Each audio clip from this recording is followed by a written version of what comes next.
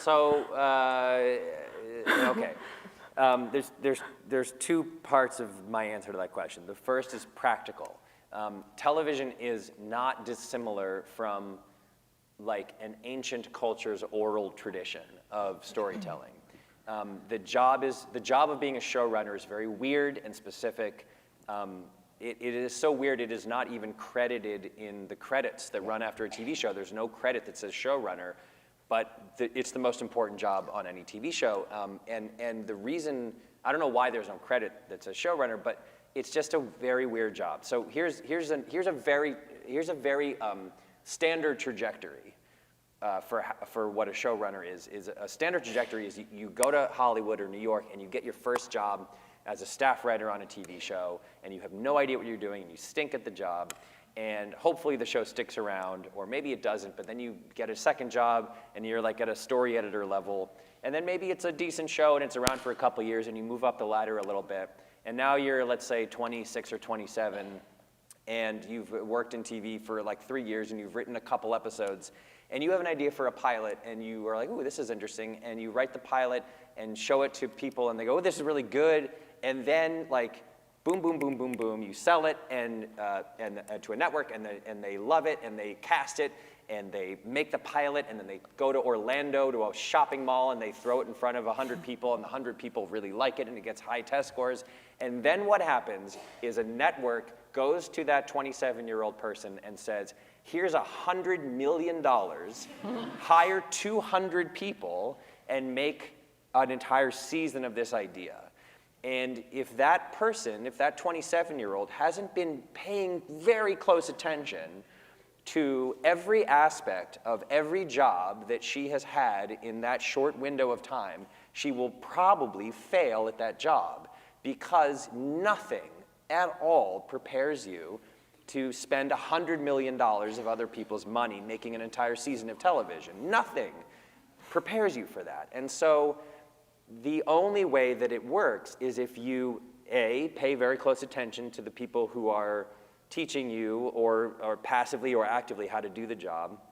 And again, if you're a 23-year-old who just got your first job and you can pay rent and you're so happy that you have enough money to fly home on some weekend to surprise your grandma for her 80th birthday or something, the last thing you're doing is thinking long-term, I should be really focusing on the mechanics of like the production process. Why in the world would you pay attention to that? All you want to do is write jokes.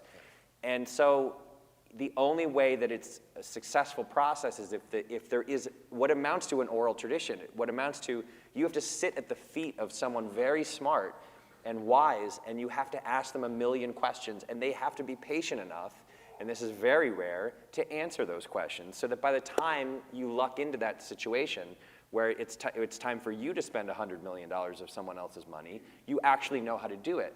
I got very lucky in that regard. First of all, I worked at Saturday Night Live, and there's a bunch of people who have been there forever, and there's a lot of institutional knowledge about how the show is run. And then I worked at The Office, and Greg Daniels, who adapted that show, is a very professorial gentleman who spent a lot of his time. That first year, the only writers on the show were me, Mindy Kaling, and BJ Novak. The three of us had written a sum total of 0 half-hours of television in our lives. And he very, very patiently essentially taught a class on storytelling, on script writing, on TV production, on editing, all that sort of stuff. He didn't have to do that. He just did it because that's what he likes to do. And so when we got to the point where someone was throwing money at us to make a show, we actually had an idea of what to do. That's very rare. So when you ask the question, like, how do you make better television, a lot of it doesn't have to do with the medium of television. It doesn't have to do with the ideas. It has to do with there being a system in place to actually teach people how to do it. And then here's the second prong. I didn't forget about the second prong. The second prong is right now, that first prong is running out of control. It is running rampant because there are more places making more TV than ever before.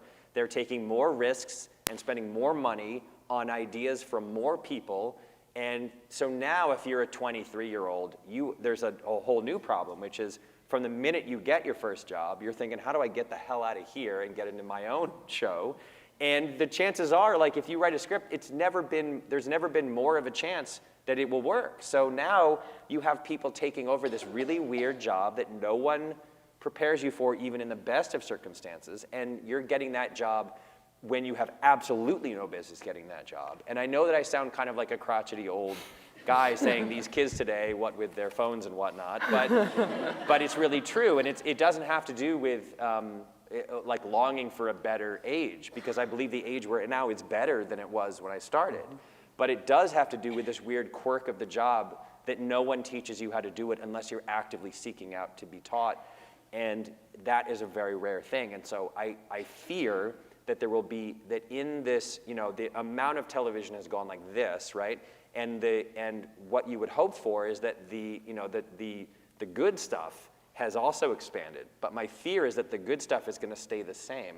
And actually, in terms of its the actual number of shows that are good and well run and have good ideas behind them, and the mediocrity is going to increase, and that's a bummer, because now the business of television has caught up to the ideas and can sustain more ideas, and it would be a shame if not enough people learned how to do the weird job in order to succeed when they get their good ideas in front of an audience.